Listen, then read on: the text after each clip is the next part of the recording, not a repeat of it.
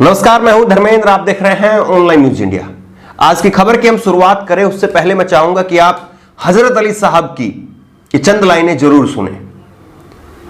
अगर कोई शख्स अपनी भूख मिटाने के लिए चोरी करता है तो उस चोर के हाथ काटने की बजाय बादशाह के हाथ काट देने चाहिए।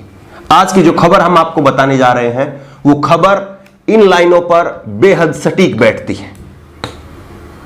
किस तरह से आज जो व्यवस्था है हमारी वो इतनी लाचार हो गई है और किस तरह से सरकार हमारी वो इतनी लाचार हो गई है कि गरीब तबके के लिए लगातार हम कह रहे हैं कि सबसे ज्यादा मार पड़ रही है तो गरीब तबके पर मार पड़ रही है, उसको मदद की दरकार है, लेकिन उसके लिए कुछ नहीं हो रहा है और तमाम बड़े बड़े इवेंट किए जा रहे हैं। यह तस्वीर आप देखिए कि किस तरह से महाराष्ट्र से उत्तर प्रदेश के लिए एक सीमेंट कंक्रीट मिक्सर में 18 लोग एक 2x2 की परिधि से अंदर घुस करके, एक 2x2 का एक छेद है उससे अंदर घुस करके उसमें 18 लोग बैठ करके महाराष्ट्र से उत्तर प्रदेश के लिए निकल पड़ते हैं। 18 लोग एक कंटेनर में। सोचिए कि वो किस तरह से अंदर बैठे होंगे और किस तरह से अपनी जान को जोखिम में लेकर के ये मजदूर है, ये मजबूरी में बैठे होंगे, ये शौक में नहीं बैठे होंगे।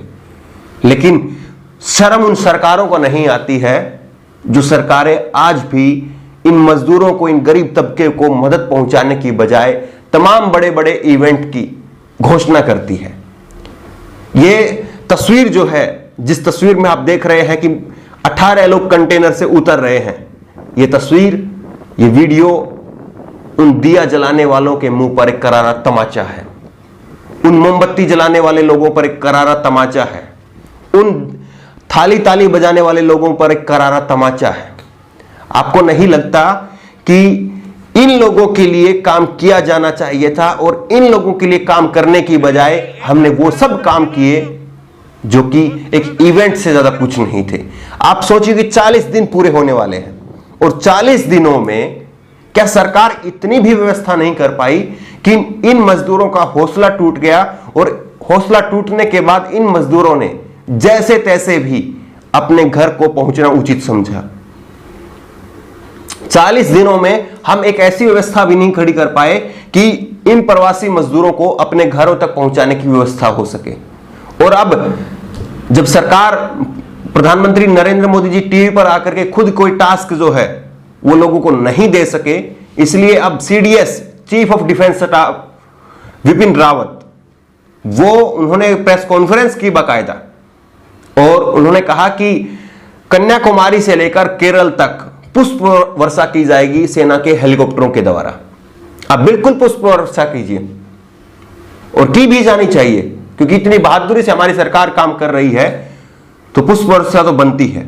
लेकिन सवाल यह भी पूछा जाना चाहिए बहुत ही सम्मान के साथ में कि इन गरीब लोगों का हौसला क्यों टूट रहा है, क्यों 40 दिन बीत गए और हम ऐसी व्यवस्था नहीं बना पाए कि इन लोगों को यह हौसला रहता कि आप लोग अपने घरों तक सुरक्षित पहुंच जाएंगे, आप लोग इत्मीनान रखिए।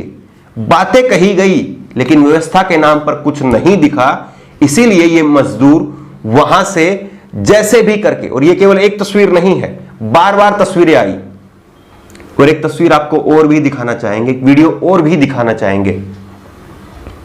अगर आप में जरा भी भावनाएं हैं तो सोच करके देखिए कि कहां हम जा रहे हैं। अरे बाप, कहां से आ रहे हो? कहां से आ रहे हो बेटा? पूना से? सूरत। और कहां जा रहे हो? इलाहाबाद। आप पानी पीना, ठंडा पानी है, अच्छा बढ़िया।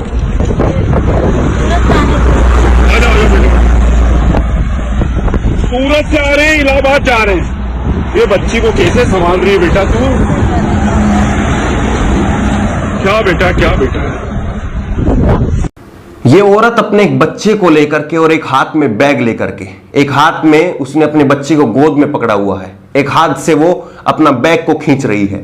और ये औरत सूरत, सबसे विकसित राज्य, मोदी जी के गृह राज्य सूरत से इलाहाबाद के लिए दूसरा एक बीजेपी शासित राज्य योगी आदित्यनाथ का वहां के लिए निकल पड़ती है। 10 दिनों की पैदल दूरी इस मानचित्र में दिखाई गई है कि 10 दिन लगते हैं अगर सूरत से कोई व्यक्ति पैदल इलाहाबाद के लिए निकलता है। ये नॉन स्टॉप है, अगर रुक रुक के चलेगा तो सोचिए उसको कितना दिन लगेगा। और जब गोद में बच्चा हो और हाथ से बैग भी खींचना हो तो ये कितना मुश्किल लगेगा। ये वही योगी आदित्यनाथ की सरकार है जो आपको कांवड़ियों के ऊपर हेलीकॉप्टर से फूल बरसाने का काम करती है, लेकिन उसके पास में एक ऐसी व्यवस्था नहीं है जो अपने ही फंसे हुए मजदूरों को, अपने ही इलाहाबाद के, और इलाहाबाद नहीं प्रयागराज कहिए, क्योंकि नाम बदल दिए गए हैं, व्यवस्थाएं वैसी की वैसी हैं। नाम बदलने से अगर व्यवस्था बदल जाती तो हम भी कहते हैं कि हिंदुस्तान का ही नाम बदल दीजिए। व्यवस्थाएं वैसी की वैसी है। और इलाहाबाद की अपनी एक महिला को योगी आदित्यनाथ की सरकार इतना भी भरोसा नहीं दिला पाई या इतना भी उसके लिए व्यवस्था नहीं कर पाई कि वो सूरत से उस महिला को या उस जैसी सैकड़ों हजारों महिलाओं को, हजारों लोगों को अपने अपने राज्यों तक, अपने अपने घरों तक पहुंचा सके। ऐसी व्यवस्था हम नहीं कर पाए हैं। और 1-2 नहीं, पूरे 40 दिन इसी बीच में सरकारों ने बिता दिए हैं। हो क्या रहा था इन 40 दिनों में? हो रहा था हिंदू मुसलमान, हो रहा था एक दूसरे को ऊपर आरोप लगाए जाने का काम, हो रहा था एक दूसरे को जो है नीचा दिखाए जाने का काम, लेकिन जो होना चाहिए था वो नहीं हो रहा था। इसीलिए मैं कहता हूं कि भक्त और चमचे मत बनिए। किसी भी सरकार के भक्त और चमचे अगर आप बन जाएंगे, अगर आप अपने आप को एक भक्त वाले सांचे में, एक चमचे वाले सांचे में अगर आप ढाल लेंगे तो इन सरकारों से सवाल नहीं पूछ पाएंगे कि कैसे ये सरकारें इतनी संवेदनहीन हो गई है कि 40 दिन बीत गए और अभी तक ऐसी व्यवस्था नहीं बना पाए। अब बनाई है, श्रमिक स्पेशल ट्रेनें चलाई जाएंगी, लेकिन 40 दिनों तक आप कहां थे? ये ट्रेन कहीं इंग्लैंड से मंगवानी थी क्या आपको? ये भारत की ही रेल थी, भारत में ही थी, आप ही सरकार यहीं पर थे। अगर ये श्रमिक स्पेशल ट्रेनें, जिस दिन प्रधानमंत्री मोदी जी ने लॉकडाउन की पहली घोषणा की थी कि 8 बजे से आज रात को लॉकडाउन होगा, तो उसी दिन अगर ये भी घोषणा करते कि जो मजदूर जहां पर है वो इत्मीनान रखे और उसको बारी बारी उसके घर तक पहुंचा दिया जाएगा, स्पेशल ट्रेनें चलाई जाएंगी, अगर ये भरोसा उसी दिन दिलाया जाता और इस पर उसी दिन अगर काम होता तो आज ये मजदूर अपने घरों को सुरक्षित पहुंच भी गए होते और इनके पास में कुछ पैसे बच भी गए होते। क्योंकि ऐसे सैकड़े मजदूरों की कहानियां मैंने ग्राउंड पर सुनी है, रोड पर सुनी है, जो कह रहे हैं कि पैसे अब बिल्कुल खत्म हो गए थे। ऐसे में जहां पर हम थे, अगर हम वहीं पर रहते तो आज नहीं तो कल हम भूख से मर जाते। इसीलिए हमने ये जोखिम मोल लिया है और इसी जोखिम के लिए अपने घरों के लिए हम निकल गए हैं। अब अपने घर पहुंचेंगे या रास्ते में ही दम तोड़ देंगे, इसका तो वो भगवान ही मालिक है। लेकिन क्या करें, हम मजबूर हैं वो लोग, और उसकी मजबूरी का अगर कोई दोषी है तो वो सरकार दोषी है।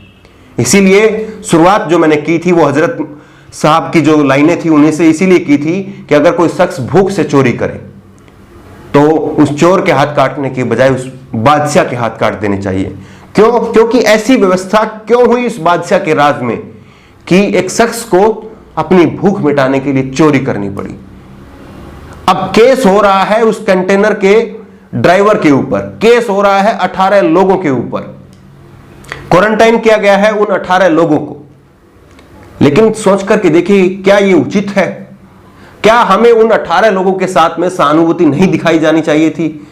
क्या हमें एक समाज के तौर पर, एक सरकार के तौर पर यह माफी नहीं मांगनी चाहिए कि हम ऐसी व्यवस्था नहीं बना पाए आपके लिए 40 दिनों के अंदर कि हम आपको आपके घर सुरक्षित पहुंचा सके, ये आपका भरोसा दिला सकें और आपको पहुंचाने का काम करके दिखा सकें।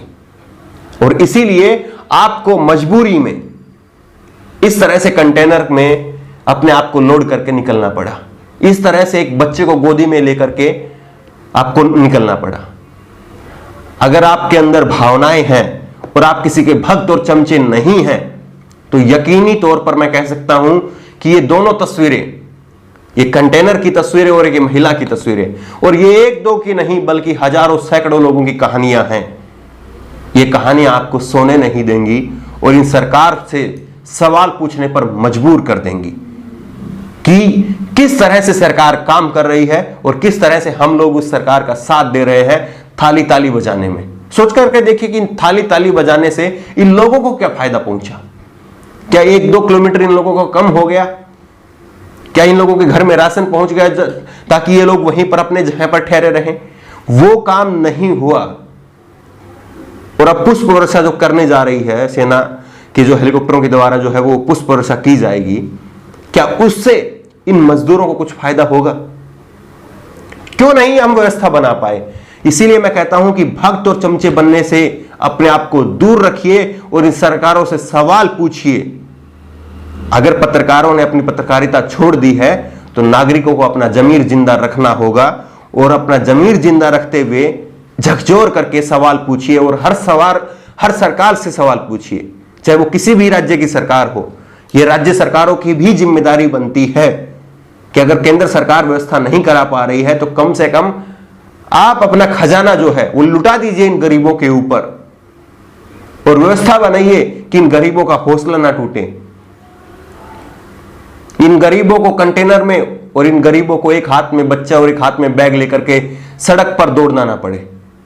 और सोच करके देखिए, जिन मजदूरों को आज हमने इतना तड़फाया है, इतना रुलाया है, वही मजदूर आज अपने घरों को जैसे तैसे करके लौट रहे हैं। लेकिन जब बाद में इन शहरों को, इन सरकारों को, इन मजदूरों की जरूरत होगी तो इनको वापस कौन लेके आएगा? और क्या ये वापस आ भी जाएंगे आपके इन शहरों में, इन चमकते चमकते शहरों में जो उनको रोटियां ना दिला सका? अपने अपने हिस्से की सवाल और अपने अपने हिस्से की जिम्मेदारी निभाते रहिए और सवाल पूछते रहिए। अगर आप सवाल नहीं पूछेंगे तो मैं यकीनी तौर पर कह सकता हूं कि सरकारें अंधी, गूंगी, बहरी और असंवेदनशील होती हैं। अगर आप सवाल नहीं पूछेंगे तो सरकारें बड़े बड़े इवेंट बना करके अपनी नाकामियों को छुपा लेंगी। कोरोना ने न केवल समाज की नाकामियों को जग जाहिर किया है बल्कि सरकार की नाकामियों को भी जग जाहिर किया है।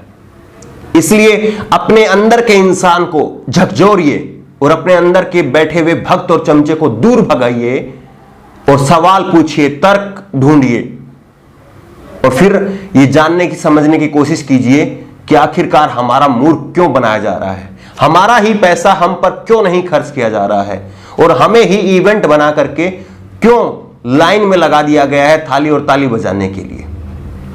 ये सवाल है, बेहद गंभीर सवाल है और उम्मीद करता हूं कि ये सवाल आप तक और आपकी आत्मा तक जरूर पहुंचे होंगे और उस सरकार को जरा सी शर्म जरूर आएगी जो कि व्यवस्था बनाने में कम से कम, अब जब 40 दिन हो चुके हैं तो अब कम से कम व्यवस्था बनाने में थोड़ा तेजी लेके आएगी और इन मजदूरों को एक भरोसा दिलाएगी ताकि वो जहां पर हैं वो इत्मीनान से रह सकें और बारी बारी सुरक्षित उनको अपने घर पहुंचाया जा सके।